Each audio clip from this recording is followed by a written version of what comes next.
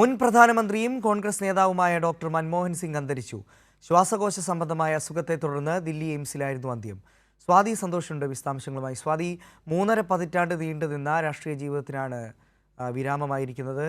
മൻമോഹൻ സിംഗ് പ്രധാനമന്ത്രിയായിരുന്ന കാലത്തും ഒപ്പം ഈ ധനകാര്യമന്ത്രിയായിരുന്ന സാഹചര്യത്തിലുമൊക്കെ സ്വീകരിച്ച നയങ്ങളാണ് ഇന്ത്യയുടെ സമ്പദ് വ്യവസ്ഥയെ വലിയ രീതിയിൽ മാറ്റിമറിച്ചത്. അദ്ദേഹത്തിൻ്റെ തീരുമാനങ്ങളാണ്. ഇനി അറിയേണ്ടത് അദ്ദേഹത്തിൻ്റെ സംസ്കാര ചടങ്ങുകൾ, ഒപ്പം തന്നെ പൊതുദർശനം അടക്കമുള്ള വിവരങ്ങൾ. നന്ദു, ഇപ്പോൾ എന്തായാലും ഇന്നലെയോടെയായിരുന്നു അദ്ദേഹത്തിന്റെ അന്ത്യം സംഭവിക്കുന്നത്. ഇന്നലെ എയിംസ് ആശുപത്രിയിൽ വെച്ച്, ദില്ലിയിലെ എയിംസ് ആശുപത്രിയിൽ വെച്ച് ഏകദേശം ഒരു 9:51 അദ്ദേഹത്തിന്റെ മരണം സ്ഥിരീകരിക്കപ്പെടുന്നത്. അതിനുശേഷം നിരവധിയായിട്ടുള്ള രാഷ്ട്രീയ സാമൂഹിക രംഗത്തെ ഒക്കെയും പ്രമുഖർ അദ്ദേഹത്തിന്റെ വിയോഗത്തിൽ അനുശോചനം രേഖപ്പെടുത്തി രംഗത്ത് വന്നിട്ടുണ്ട്. നിരവധി നാളുകളായി ശ്വാസകോശ സംബന്ധ രോഗത്തെ തുടർന്ന് അദ്ദേഹം ചികിത്സയിലായിരുന്നു. ആ ചികിത്സയ്ക്കിടെ ഇന്നലെ വസതിയിൽ വെച്ച് കുഴഞ്ഞു വീഴുകയും തുടർന്ന് ആശുപത്രിയിൽ പ്രവേശിപ്പിക്കുകയുമായിരുന്നു. എന്തായാലും ഇന്ന് അദ്ദേഹത്തിന്റെ ഭൗതിക ശരീരം ഇപ്പോൾ അദ്ദേഹത്തിന്റെ വസതിയിലേക്ക് കൊണ്ടുപോയിട്ടുണ്ട് എന്നാണ് മനസ്സിലാക്കുന്നത്. അദ്ദേഹത്തിന്റെ വസതിയടുത്തുള്ള മോത്തിലാൽ നെഹ്റു അവിടെയാണ് ഇപ്പോൾ അദ്ദേഹത്തിന്റെ ഭൗതിക ശരീരമുള്ളത്.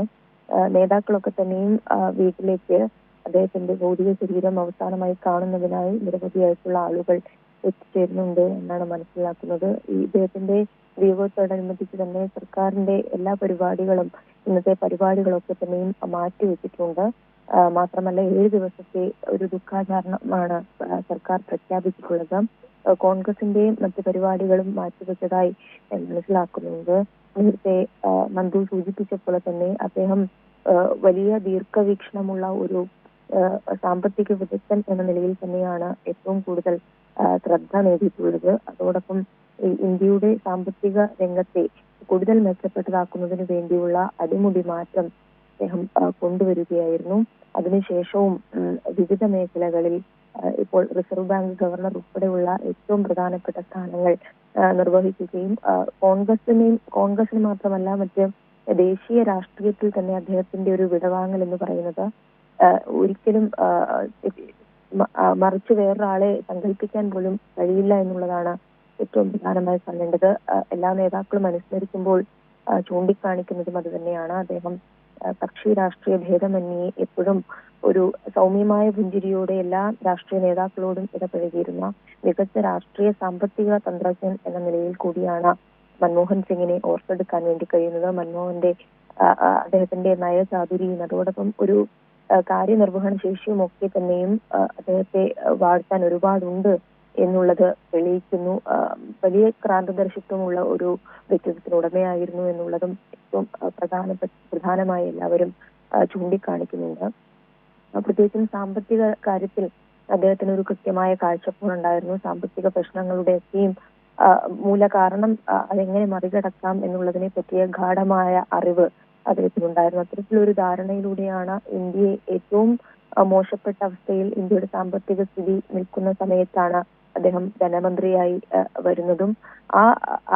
ആ കാലയളവ് എന്ന് പറയുന്നത് ഇന്ത്യയെ ഏതു തരത്തിൽ ഏറ്റവും വലിയ ഒരു സമ്പദ് വ്യവസ്ഥയുള്ള ഒരു രാഷ്ട്രമാക്കി മാറ്റാം എന്നുള്ള നിലയിലുള്ള ധാരണയോടെ മുന്നോട്ട് പോവുകയും ലോകശക്തി അവരുടെയൊക്കെ മുന്നിൽ ഇന്ത്യ ഒരു വലിയ സാമ്പത്തിക ശക്തിയായി ഉയർത്തുക എന്നുള്ള പ്രഖ്യാപനം അദ്ദേഹത്തിന്റെ ആദ്യ ധനമന്ത്രിയായി അദ്ദേഹം ആദ്യം മന്ത്രിയായി സത്യപ്രതിജ്ഞ ചെയ്യുമ്പോൾ തന്നെ അദ്ദേഹം ആദ്യം നടത്തിയ പ്രഖ്യാപനവും അത് തന്നെയായിരുന്നു. ഇന്ത്യയെ വലിയൊരു സാമ്പത്തിക ശക്തിയായി ഉയർത്തുക എന്നുള്ള ഒരു ലക്ഷ്യമാണ് തനിക്കുള്ളത് എന്ന അദ്ദേഹത്തിന്റെ സത്യപ്രതിജ്ഞാ വാചകവും അങ്ങനെയായിരുന്നു. മന്ത്രിയായി ചുമതലയേറ്റ് അടുത്ത ഒരു മാസത്തിനുള്ളിൽ തന്നെ ബജറ്റ് പ്രഖ്യാപിക്കുന്നത് ഉൾപ്പെടെയുള്ള ഏറ്റവും പ്രധാനപ്പെട്ട തീരുമാനങ്ങളിലേക്ക് അദ്ദേഹം പോകുന്നു. മാത്രമല്ല മറ്റ് രാഷ്ട്രീയ ബന്ധങ്ങൾ ഊട്ടിയുറപ്പിക്കുന്നതിന് വേണ്ടി വിദേശകാര്യ മന്ത്രിയായി ഒരു തവണ അദ്ദേഹം ഇരുന്നിട്ടുണ്ട്. അപ്പോ ആ കാലഘട്ടത്തിൽ അദ്ദേഹം കൃത്യമായും മറ്റ് രാഷ്ട്രങ്ങളുമായിട്ടുള്ള ബന്ധം ഏത് തരത്തിൽ കൊണ്ടുപോകണം എന്നുള്ളതിൽ കൃത്യമായ ഒരു നിലപാടുണ്ടായിരുന്നു. അങ്ങനെയൊക്കെയും നിരവധിയായ വ്യക്തിപ്രഭാവമുള്ള ഒരു സാമ്പത്തിക വിദഗ്ധനെ അല്ലെങ്കിൽ ഒരു ദീർഘവീക്ഷണമുള്ള രാഷ്ട്രതന്ത്രജ്ഞനെ നഷ്ടപ്പെട്ടതിന്റെ വേദനയിൽ തന്നെയാണ് രാജ്യം ഉള്ളത്.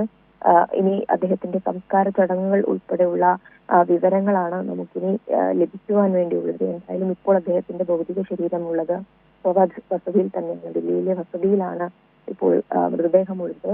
നേതാക്കളൊക്കെ തന്നെയും അങ്ങോട്ടേക്ക് എത്തും എന്നാണ് മനസ്സിലാക്കുന്നത്. ഇപ്പോൾ ഇന്നലെ തന്നെ പ്രിയങ്ക ഗാന്ധി ഉൾപ്പെടെയുള്ള നേതാക്കൾ ഇന്നലെ തന്നെ അദ്ദേഹത്തിന്റെ വസതിയിൽ എത്തിയിരുന്നു.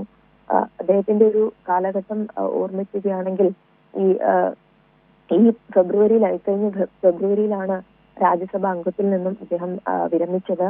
രാജസ്ഥാനിൽ നിന്നായിരുന്നു ഒടുവിൽ രാജ്യസഭയിലെത്തിയത്. 91 മുതൽ അസമിൽ നിന്നുള്ളൊരു രാജ്യസഭാ അംഗമായി മാറുകയും മൻമോഹൻ സിംഗ് വിരമിക്കുമ്പോൾ ഏറെ പ്രചോദനമേകിയ നേതാവ് എന്ന് പ്രധാനമന്ത്രി നരേന്ദ്രമോദി അടക്കം ഓർത്തെടുക്കുന്ന സാഹചര്യമുണ്ടായിരുന്നു. അത്ര ചെറുതല്ലാത്തൊരു കാലം രാജ്യത്തെ നയിച്ച ഏറ്റവും മഹനീയമായ വ്യക്തി എന്ന നിലയിലാണ് മൻമോഹൻ സിംഗിനെ എപ്പോഴും ഓർത്തെടുക്കാൻ വേണ്ടി കഴിയുന്നത്. ഇന്ത്യയിലെ ജനാധിപത്യത്തെ കുറിച്ച് പറയുമ്പോഴും ഒട്ടും സ്മരിക്കപ്പെടുന്ന വ്യക്തികളുടെ കൂട്ടത്തിൽ മൻമോഹൻ സിംഗിന്റെ പേര് തീർച്ചയായും ഉണ്ടാകും എന്നുള്ളത് കൂടിയാണ് ഈ അവസരത്തിൽ കൂട്ടിച്ചേർക്കാൻ വേണ്ടി കഴിയുന്നത്.